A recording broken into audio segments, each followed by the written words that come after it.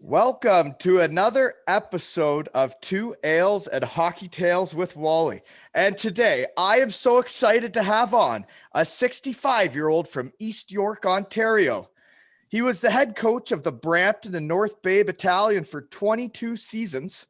He's the two-time head coach of Canada's World Junior team and also a gold medalist for the 18 and under as the head coach for Team Canada. Welcome to the podcast, Stan Butler. How are you today? Yeah, thanks very much, Brent. I appreciate that. You're making me feel old because many years ago, I remember when we drafted you in Brampton, and it's funny how people reconnect so much later on in life. It is, and everybody kind of intersects with hockey at different points. And yes, we did not intersect for very long, but you did draft me last overall.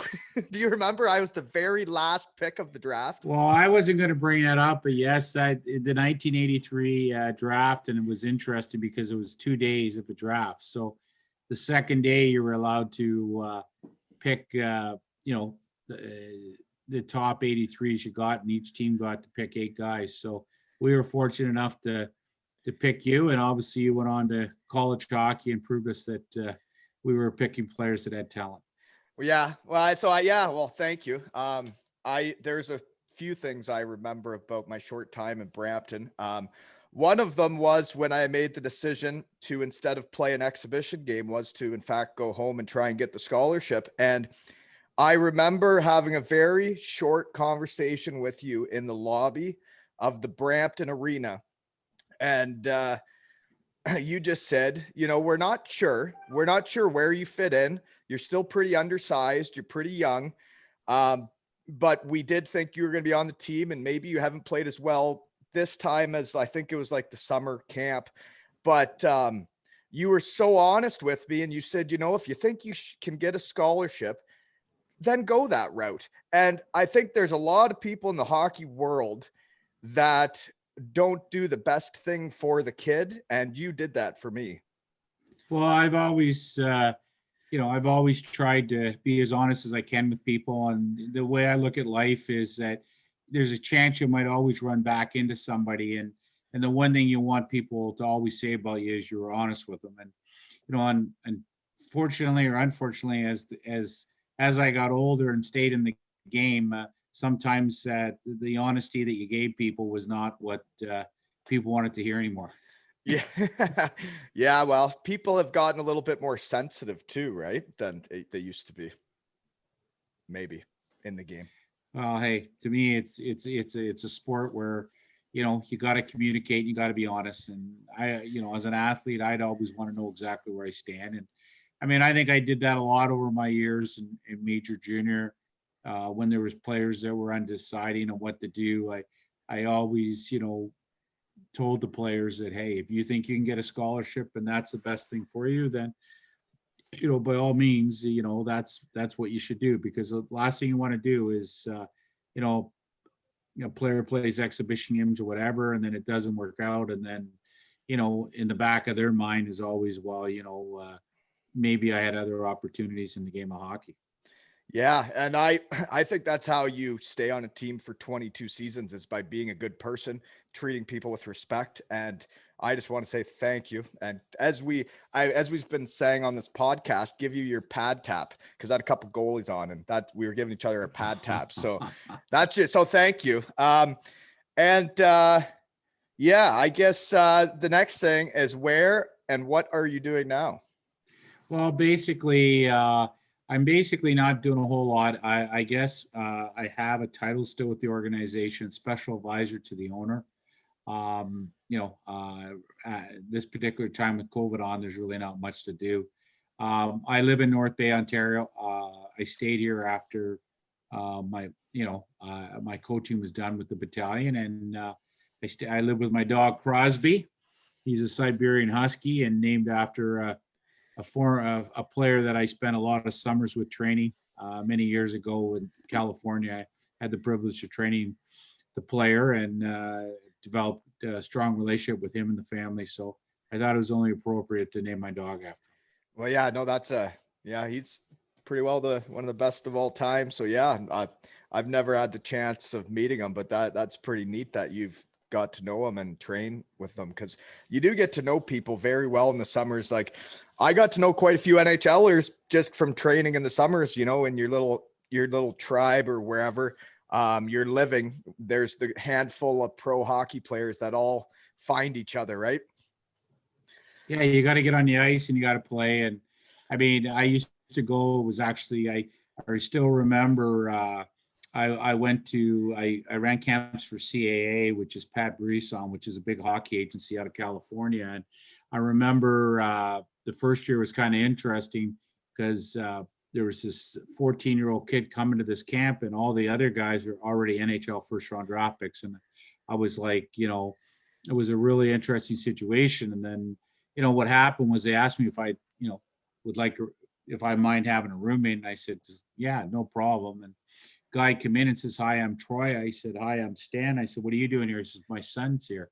So how old's your son? He says, well, he's 14 and we're from Halifax. So I came across. So we were really the only two adults at the camp. And I was like, what's a 14-year-old doing in this camp? And then the next day I got on the ice with him, and you know, it's all factual in his book if you ever read Gary Joy's book on him. But I ran the practice the next day and I couldn't believe how good he was. And Eddie Meal was there, and Eddie was a good friend of Wayne Gretzky's, and he told Wayne. And the next day, Wayne lived about 30 minutes away in California, and he came to the rink and pulled his hockey equipment out of the back. And I don't think I was ever so nervous to run a practice. And I said to him, like, what am I supposed to say to you? He says, you say the same thing to me as you say to all the kids. And that was the first time Crosby and Gretzky met, and I was lucky enough to be running the practice. So there's a trivia question for your podcast that a lot of people might not know, Brett. Wow, no, I had no idea. Wow, that's a cool life experience. It's like I always find when I watch an NHL game, I enjoy watching a lot more when I know guys playing.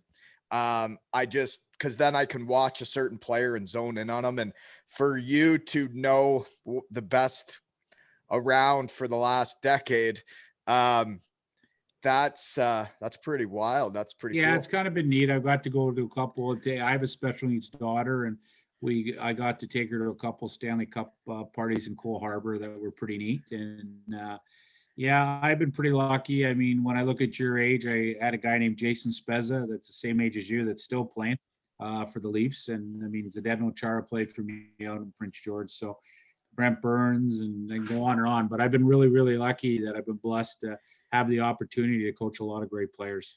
Well, I could keep talking about that story all night, but I'll tell you, it's funny. You're telling me you're in Concarded, and I can tell you, I'll tell you one quick funny story. It'll take you, but one of the best hockey players up your area is a kid named Ryan O'Reilly, and his mother her name is Bonnie Bowler. And here's another thing no one will know, but I coached Bonnie in basketball for years in the East End of Toronto. So it was quite funny when I first met Ryan, that he was a bowler. His mom was a bowler, and that I used to coach her in basketball. And now he's turned into probably one of the best hockey players around. But his mom was a heck of a basketball player, so I'm not surprised. Well, and speaking of the tribes and the pro hockey players that find each other, was when I first moved to Kincardine, I didn't know anybody, didn't know any of the hockey players around. And I just showed up at the YMCA in Godrich because I heard there was free ice at 6 a.m. And then all of a sudden there was like 7 to 8 professional hockey players coming on the ice right after. And I'm out there with my equipment on. And they're like, well, do you want to skate with us? And then next thing you know, O'Reilly's rented out the ice every day, basically. We got to keep the locker room the whole time. And it was like I was a pro hockey player in the summer. And it just was a random that I moved up here, and he was nice enough and had the ice, and he wanted more players that could play out there. So I did get to skate with him a few times. So it is a small world, this hockey world, isn't it? Yeah, it's they always say everything comes back to somewhere. Yeah. Okay. So my real question then, because now I'm intrigued because you were coaching basketball. I'm starting to think maybe you didn't really have a playing career. You just enjoyed coaching. You know what? It was so true. I actually was a school teacher for 15 years in Scarborough. And my last job with the school board is I was a phys ed consultant. And people that knew me in those days would tell you that, I coached everything in schools. Like I won a lot of basketball championships, volleyball championships. And basically that's where I thought my career would take me. And I started coaching hockey at the Wexford Raiders, which was a hockey organization east end of Toronto, while I was teaching. And I actually coached one age group, the 72 age group. And I coached those guys, from Pee Wee up till midget. And, we were lucky enough to win all Ontario Pee Wee, all Ontario Bantam, all Ontario Midget, Quebec Pee Wee. I went up to the junior team for 5 years and we won 5 championships. And then all of a sudden I got a call from the Oshawa Generals asking me if I would want to coach in the OHL. And, it was one of those things that I thought, well, you know what, why don't I try this for a year or two and see how it goes? And I eventually left teaching and went to hockey full time. So yes, I never planned. I didn't go to university and take 3 university degrees and my principal's courses and all those things. I thought I might end up being the director of education. I didn't think I'd ever be a hockey coach. Well, everybody finds their path, right? And what I guess their passion is. And I think it's cool that that's how it all pans out, right? As a guy so you never did play hockey?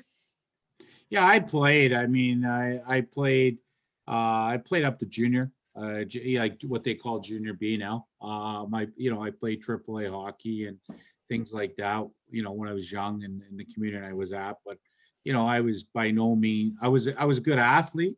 I played a lot of sports, but I mean, hockey was not, like in those days, an inner city kid from Toronto, you played a lot of sports, but you never focused on anything, directly.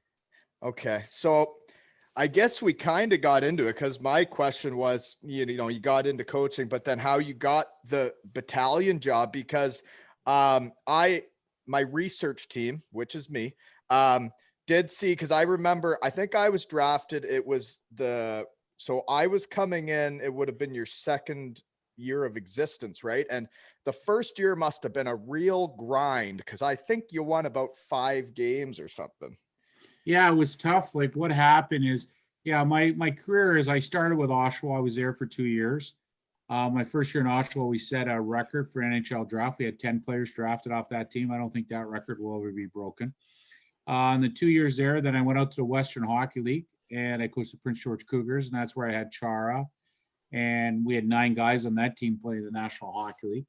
And then I came back and I started Brampton. So the first year in Brampton, we looked at the team and we just decided we were going to go really, really young. So we were basically almost a midget hockey team. We didn't have any older guys. And is that when Spezza played underage? Yeah, Spezza played as an underage. We had Rafi Torres, who was drafted in the 6th round that year, and guys like that, Jeff Bateman. Jay Harrison was our first ever pick that played for the Leafs. So we drafted those guys. And then second year, we drafted Jay McClement. Yeah, that's my age. Yeah. Yeah. So what happened was our first year, we won 6 games, I believe. I mean, Mississauga, believe it or not, won less. And then the next year, we actually made the playoffs in year 2. So that first year, having coached pretty much every sport I coached and every sport and, won at everything I did, that was a long season. But we saw light at the end of the tunnel, and we felt that was the only way to do it, to end up being a pretty good team. And by year 3, we were one of the top teams in the league. I just had this is not on the notes. I haven't had this memory in a very, very long time. It's just talking to you right now. I just had a memory of being at the under 17 camp in the Toronto University, one of those universities down there. Yeah, probably York University. Yeah. And I was there, and it was the first time I've ever been around like the very best of my age group, which was like the final camp of Team Ontario. And I had never been around players like that. And this is another reason why I think you last so long in the game and how interesting you got into it, I find, is because you walked up to me in the lobby when you had already drafted me. And I think I had an injury. I think my arm was like twice the size of my other one, but you just walked up to me and said, "You do realize that you're here for a reason and you're as good as these guys, right? And well, I never had that confidence in myself. And somehow you saw that without really knowing me. Well, I knew you're a really talented player. Like I could see the skill level you had, and I mean, obviously, you weren't the biggest guy in the world, but different people grow at different stages and develop at different times. But I think sometimes what happens with guys that don't come out of the GTHL, they come out of the OMHA, and that is they don't the GTHL kids don't lack confidence, and the OMHA kids sometimes need confidence. And when I see a player of your talent, you just want to say to the guy, hey, you're here because you're good. So realize that and go out and play. You're not here on a paid vacation for 5 days to live in a residence and eat some food. Yeah, no, that's weird that stuck with me, that I still remember that, because I kind of had a similar time when I first went pro and I got into the AHL. I kind of had that similar, like, holy shit, look at these guys moment, kind of like when I went to Brampton and when I went to that under 17 camp. And it was just interesting how you picked up on that just by, I guess, watching me play. And yeah, anyways. Okay, there's that story. I mean, that's important. Like I always say to players, Brent, and I said it right till I stopped coaching. If you don't believe in yourself, how can you expect anybody else to believe in you? Right. Yeah, no, it's very true. And it's like that in every aspect of life, right? It's the same with any job you do. You got to do it with confidence, and you got to do the best you can. And you got to be confident about what you're doing, or, Well, and the other thing too is I don't think growth occurs unless you're out of your comfort zone. So I think the great thing about those under 17 camps is when guys go to it, for a lot of guys, it's when the first time they're really uncomfortable. And, you get to see how they handle that. Yeah. So anyways, I didn't mean to talk about my stuff at all there, but it just was a memory I thought I'd bring up because I found that very interesting when you said that to me that day, because it stuck with me for a while. But anyways, you brought up Rafi Torres, and this is some of the stuff I remember, is that he was at training camp when I was there, which he was running guys over. He was scoring goals. I saw him hit people harder than I've ever seen anybody hit people. And he was also then go top cheese. And then after a practice or something, he drove me to my billets or wherever I was staying. And he drove that truck just like he played hockey. It was reckless. It was reckless. I'm not surprised. I'm not surprised. Yeah. So no, he was an interesting cat. I think Rafi, that's just the way Rafi lives.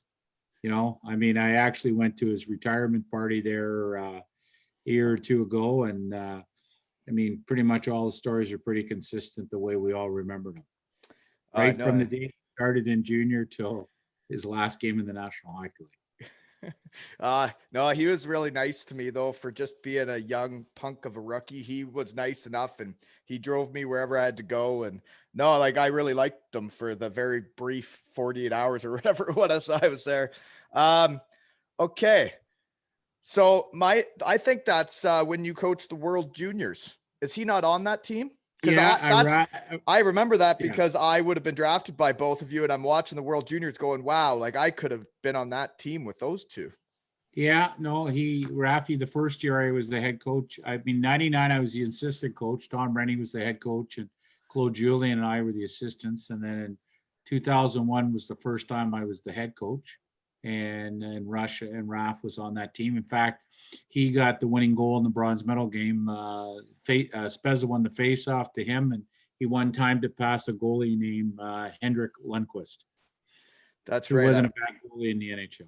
Yeah, no, I think it's kind of crazy that I think I actually remember that goal. And that's how much people love watching the World Juniors in Canada, right? Everybody remembers and they hang on to every play for years and years, right? Yeah, no, and that's why our country is so good, because we love hockey. And the one thing about Canadians, we're such a society where we take the back step a lot of times in so many situations, but hockey is the one thing we stick our chest out and we believe we're the best in, and you know, it's great to see that as a country. Yeah, that is very true. Where was I going next? I guess so. You did, like, that's the thing, is you got to be the world junior head coach for 2 seasons. That is an incredible feat for a guy that was coaching basketball, right? Yeah, a guy that was coaching basketball, girls volleyball, a little bit of soccer. You know, whoever would have guessed? I mean, if someone had me write up my goals in life and stuff like that, A, I never thought I'd end up being a hockey coach, and B, to add to that, I never thought I'd be Team Canada's coach. Wow, it's very, very impressive, and that is why I just reached out to you.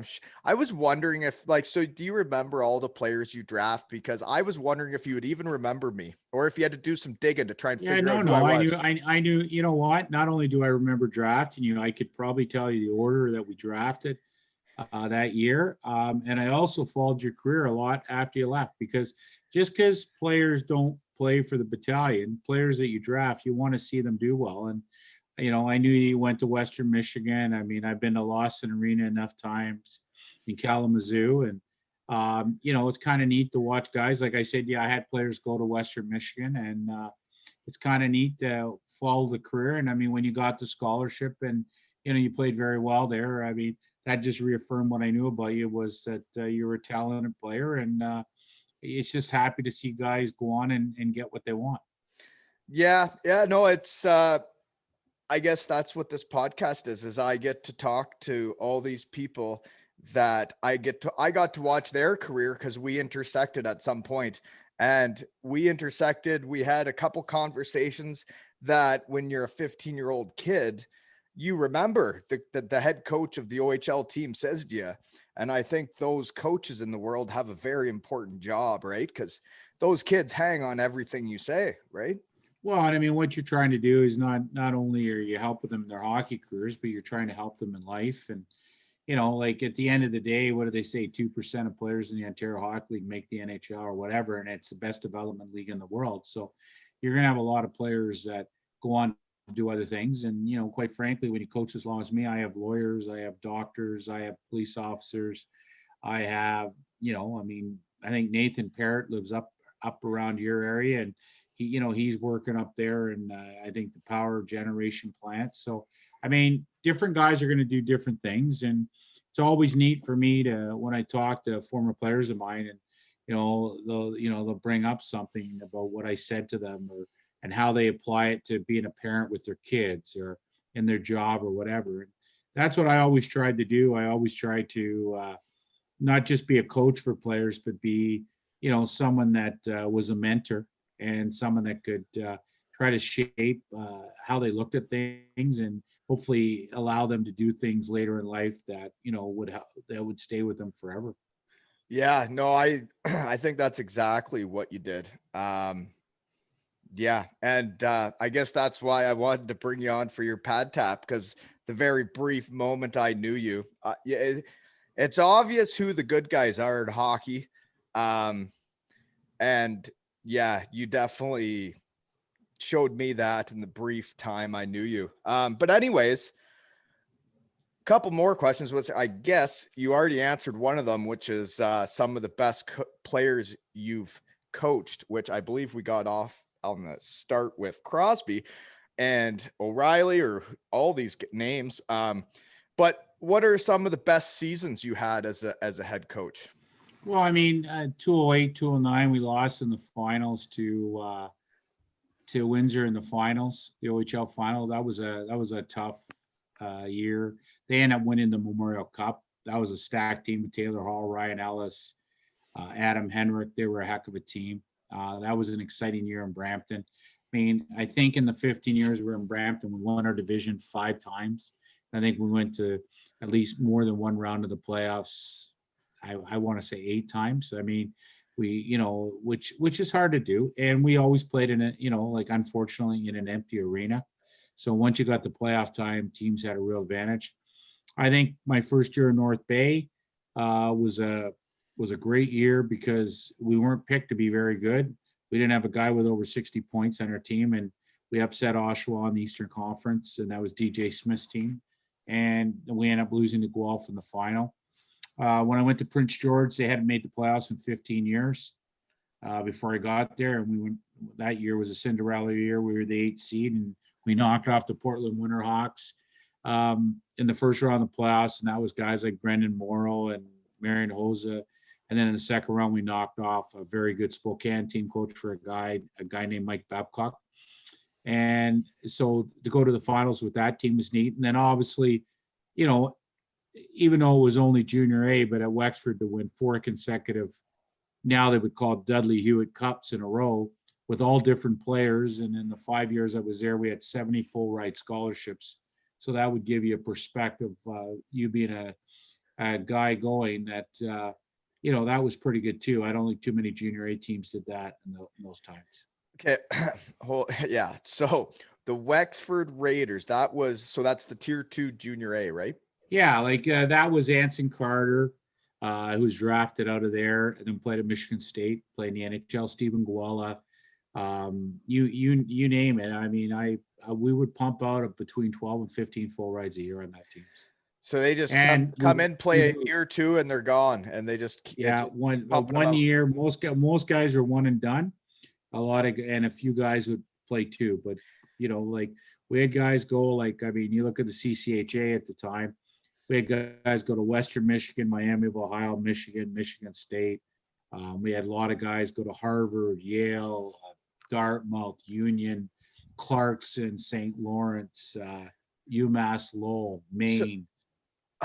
So the Elmira Sugar Kings, I don't think there was ever a time other than like when you're in the finals or maybe the semifinals that there was more than maybe a handful of scouts in the crowd. So if you're getting that many scholarships, there's people showing up to watch the games. Yeah, we used to play home games, Brent, on Sunday nights at Scarborough Arena Gardens, and it wasn't uncommon to see, you know, Red Berenson, Ron Mason, and Bill Wilkinson all at the game on Sunday nights. Yeah, we developed a really good program, and in those days, if you wanted to go to U.S. college and you lived in the Toronto area, that's kind of where most of the guys came to play. Us and St. Mike's, I guess. And so then, like, to get that many scholarships and to have that many good players, what's enticing them there? Is it you being a good guy, or is there some money exchanging hands? There's no money. I never got paid to coach. I had a really good job as a teacher. I was a volunteer coach at that time. No, really. What about the players?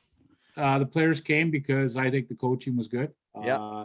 And they knew we had a really good program, and the U.S. college guys, they would take our players because they knew they were trained well, and all the players we had a lot of All-Americans play for us. Like a lot of our guys went on and had great college careers. So I think when you're a college coach, and there's certain schools that, you know, would look at that and say, you know, we want players from that program. And the guys were coming out of a winning program. They knew how to win.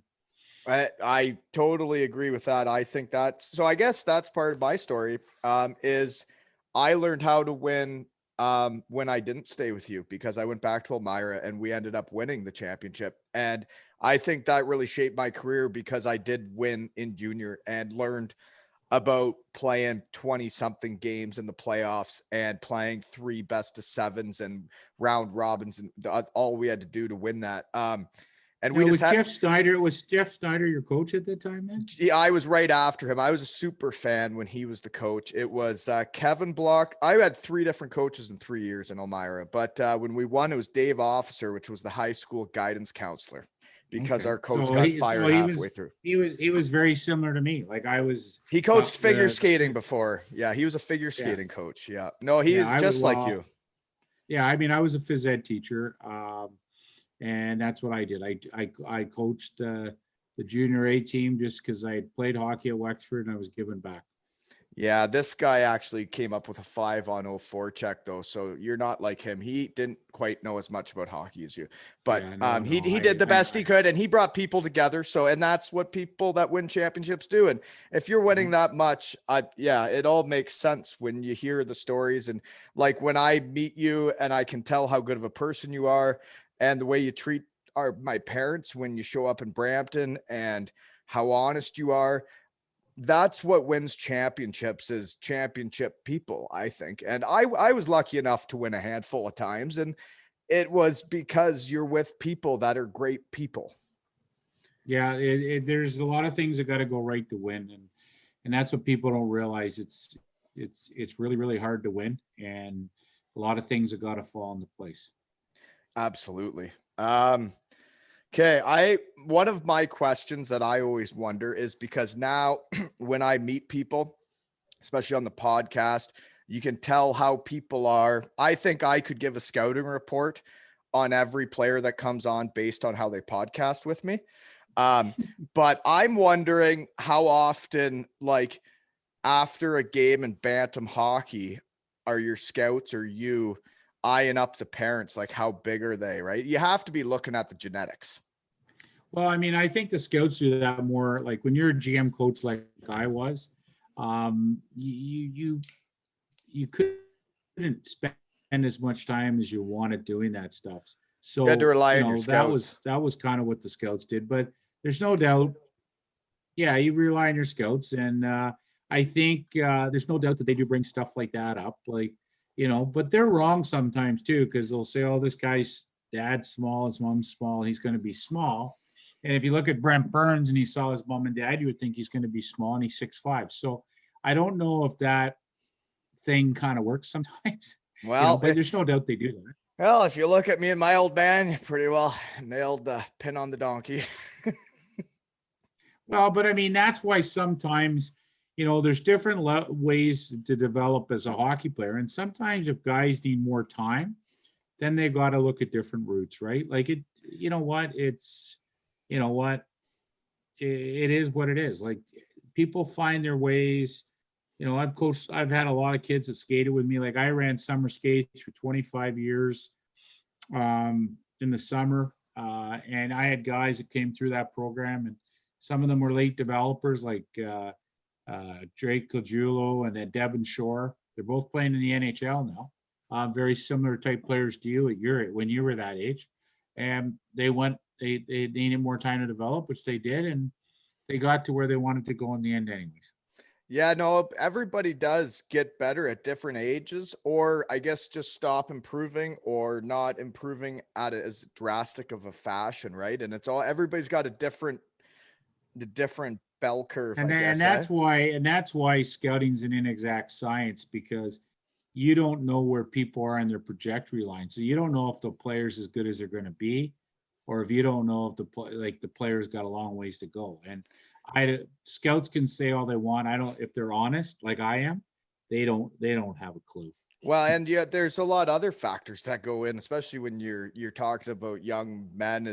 There's a lot of personal things that could happen, where like family issue, anything, right? Like just picking a player there's so many other factors, whether or not that all pans out, right? Yeah, I mean, you know what? They lose their focus. They get other interests. There's so many other things that can happen. Yeah, absolutely. Okay, I got to figure out if I had anything else for us to talk about. Yeah, I do. I haven't looked at my notes yet. That's when I know I'm feeling it. Winning the gold medal for the 18 and under. Where did that happen? What country? And what were the players on that team? Yeah, that was kind of a weird thing, because I did my tour of duty with Hockey Canada in the early 2000s. And the last thing I ever thought I'd be doing is, it was other guys' opportunities. And what happened in 2015, just to fill you in a little bit, is they had named their coaches, and then Sheldon Keith got the Marley job, and TJ Smith got the assistant job with the Leafs. And now they reorganized, and Kelly McCrimmon, who's now the GM in Vegas, he was supposed to coach the under-18 team, and he went up to the World Junior team with Dave Lowry, who's the coach of Winnipeg. So I got a call from Tom Rennie, and Tom and I had coached together in '99, 22 years ago now. And he called me and he says, "What are you doing for the summer?" And I said, "Well, I think I'm going to go on a holiday. I think to California that year." And he says, "Well, there's an opportunity if you'd like to do it, where we need someone in short notice to coach the under-18 team at the Ivan Alinka in the Czech Republic. Would you consider it?" And I said, "Well, obviously, anytime you're given an opportunity to coach your country, it would be neat. And we had just lost in the OHL final that year. So even though I was an old man by hockey standards, I mean, late 50s at the time, I said, you know what? I want to do this for a couple of reasons. A, I want to represent my country, and B, I want to see if I still got it. And, I can go in a setting like that and be competitive. So we went over there. We ended up winning 7 straight games and winning the gold medal. We beat Sweden in the final 7-3. Off that team, our 2 goalies were Carter Hart and Dylan Wells. On defense, we had like Victor Mente, Dante Fabro, Jake Bean. I'm trying to think of who else Sammy Gerard.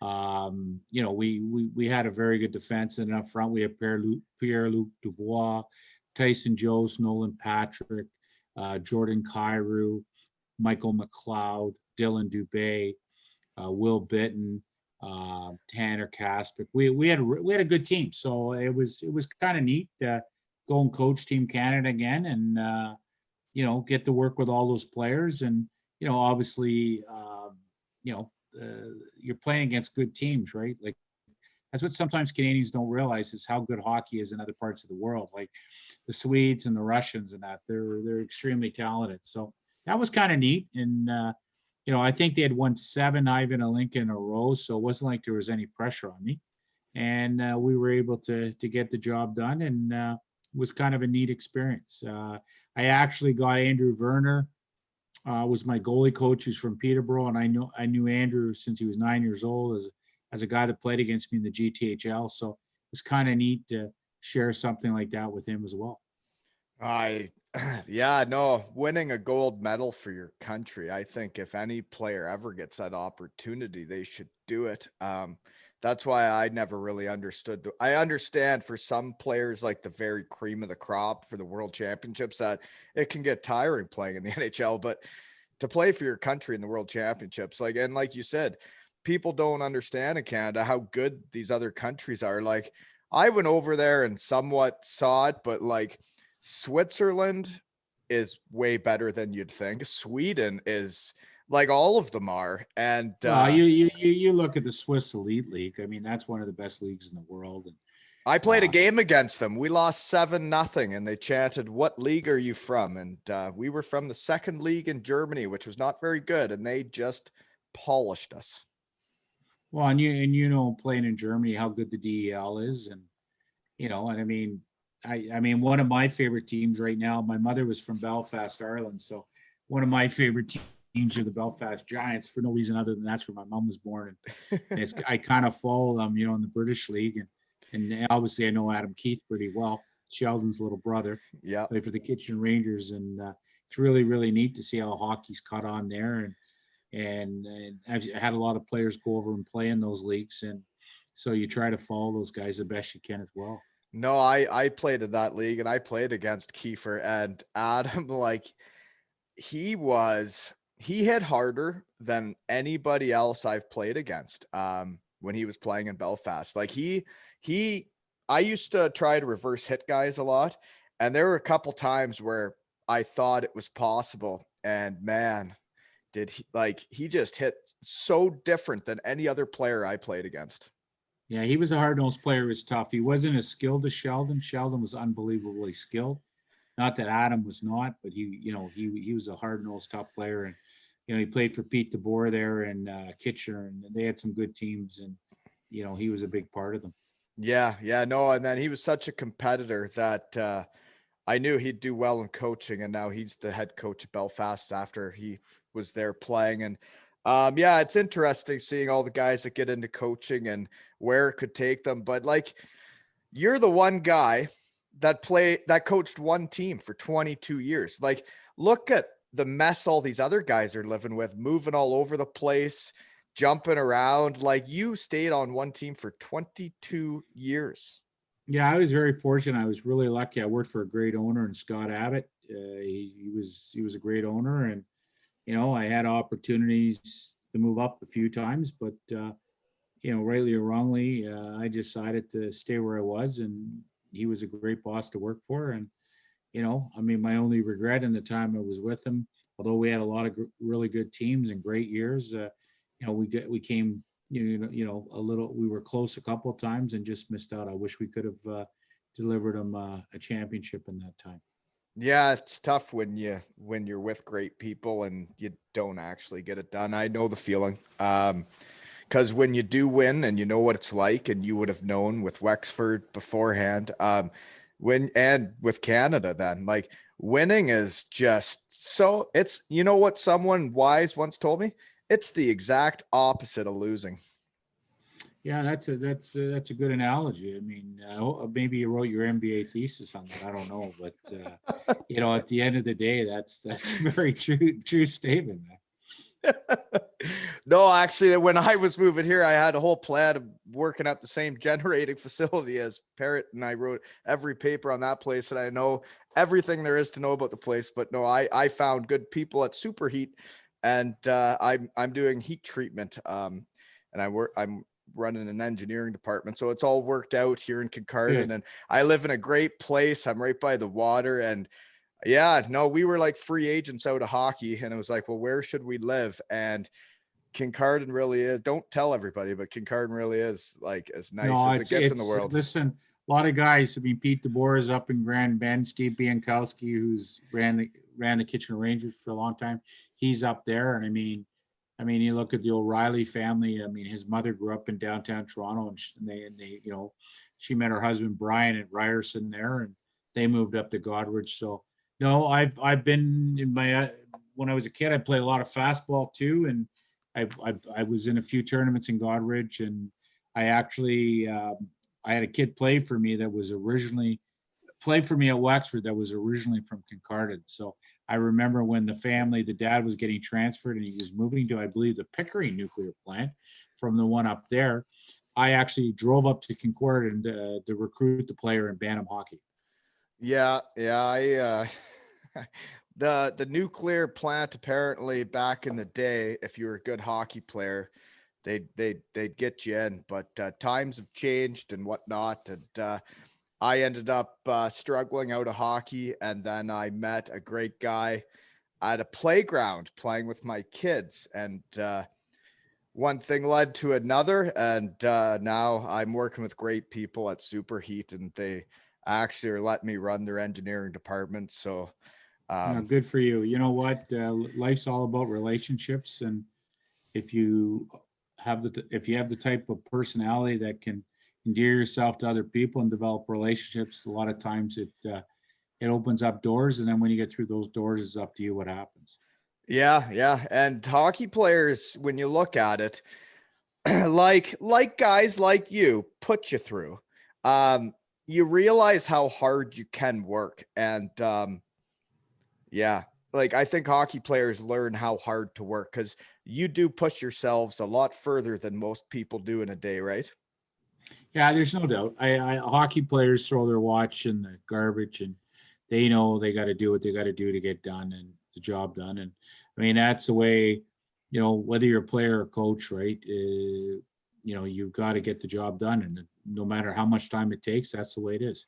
Yeah, and I think and dealing with great people makes work and jobs way better, and that's what you did in Brampton, and then I guess North Bay. Which the only other thing I got then before we shut this down, I think, is how big of a change was it, and why do you go from Brampton to North Bay? Because living in Brampton as the battalion, that has to be a different battalion that's living in North Bay because they're a little bit different cities.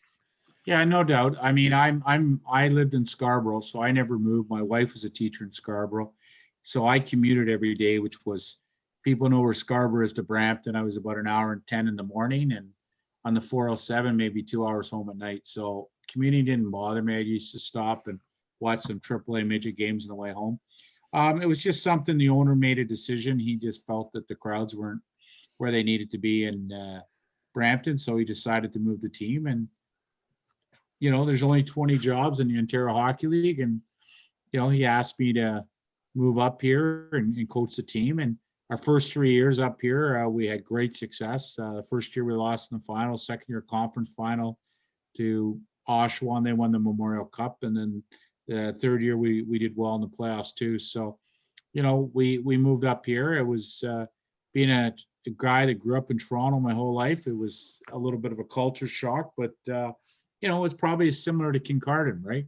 It's there's 2 lakes in the city, and then 100 lakes within 10 minutes of the city. It's 50,000 people, and for me, it's small town because I've grown up in a big city, and the people are nice when you're winning, and you get it's probably similar to Owen Sound. You get a real appreciation. We're in Brampton. I mean, no one other than the hardcore hockey fans even knew what you did. So, I mean, you go to the restaurant 3 minutes from the Powerade Center, and no one even knew who you were. It was actually great in a sense. Like our high school there, Turner Fenton, like Matt Duchesne and Rusty Klesla and Raffy and Spezza, they all went to school there, and it was a very multicultural school. So a lot of the kids there didn't follow hockey, so they didn't even know who these guys were. Yeah, no. What Rotislav Klesler, whatever his name was, he was at the Brampton camp with me, I think. And then I was at a Columbus Blue Jackets training camp with him, and I still don't think he knows who I am. Yeah. We just called him Rusty, but that year there, he was drafted 4th overall to Columbus, and Raffy was drafted 5th overall to the Islanders. Yeah, Raffy was a guy yeah, he was an interesting cat that drive home from the rink. But like he was a high school kid and a bit rambunctious, but like a kid that drives around in the concessions around Kincardine and the back roads of Elmira, and then to get in a truck with him in Brampton. I haven't forgotten that drive home. It was like watching him play hockey, actually. Yeah, reckless, but no, it was he was a great guy and great to me. But I wanted to say, I guess to wrap it up, do you have anything else you would like to say before we end this? No, it's just great to reconnect with you. And I mean, if I didn't know better with COVID going on, I would think that that's you're sitting in a dressing room in Kincardine Arena. But it's great to talk to you, and I'm glad everything's going well for you. And it's nice that you're, with this podcast, you're still doing some hockey stuff. Yeah. And knowing you're probably playing a men's league as well, right? I actually played voluntarily for a bit there in senior A and got like body checked and cross checked, and I don't really understand why I did it, but I did. And I met a lot of people around here, and I met a lot of great people. And I guess I kind of met another generation of guys around Kincardine because they're all about 10 years younger than me when I was playing. But hockey brings people together. And the one thing I'd say is living around here in a small town is I personally think hockey is like living in a small town. The bad people, the guys that don't do business correctly, the guys that don't treat people well and with respect, that comes out in a small town. It comes out in the hockey world. And I think that's how you become a coach for 22 years on one team. That's how you end up coaching the World Juniors after coaching Ryan O'Reilly's mom in basketball. I never coached Ryan. I would have loved to have Ryan on my team. It would have made my teams better. Definitely. I'll never forget. My claim to fame there is I coached his mom in basketball. That's true. East Riverville Community Center. So, well, when you skate with people and you just know how much better than you they are. When I skated with him in Godrich, and I was getting ready to play in Cardiff in the UK. And when I skated with him, I realized how far away I was. And that was the year, or no, it was a couple years later, I guess. That was a long time ago. But then, that he won it a few years later. And I actually stood in the line with all the people just to go get the family picture with him with all the trophies. But like for my kids, I had to do it. And then we get up there, and I don't even know if he realized that he knew me. I'm like, hey man, I was skating with you like the last few summers. Then he looked at me, he goes, oh yeah, how you doing? And like, it's just hilarious. And his brother was a decent, Cal O'Reilly was a decent player too. So. He was out there skating too. Yeah, like they really were, and they helped me when I moved here. That's how I started meeting people. Actually, was Yeah, I mean, the one player that I had that came from that area that actually played really well for me in North Bay was a guy named Ray Heather. I don't know if he's up in that neighborhood, but he plays at Western University. But he's up from that area, Godrich, Kincardine area as well. okay. No, I don't know him, but I think I'm too old, and I never kept track of anybody on younger than me. But you would have had to do that for a long time, Yeah. eh? Too long. And not anymore though, but too long. Yeah, it's time to give the brain a break. If you've been keeping track of the next crop of junior kids for 22 years, just take a moment, man, because I can't imagine. I didn't even know the year below me because I was so focused on my year. Yeah, no, it's true. That's what, like you say, as a hockey player, you worry about the game tonight, not the one tomorrow. Yeah. Well, thank you so much. And like Yeah, no problem. yeah, it's been great to catch up with you. And this is the hockey world. I just randomly write to you out of nowhere after not seeing you since I was a young pimpled 15-year-old kid, and you giving me the advice I needed to hear, and not beating around the bush. Yeah, I think you're a great hockey man, and that's why I wanted to bring you on for your pad tap. So thank you. Yeah, thanks, Brent. You have a good evening. All right, and that has been another episode.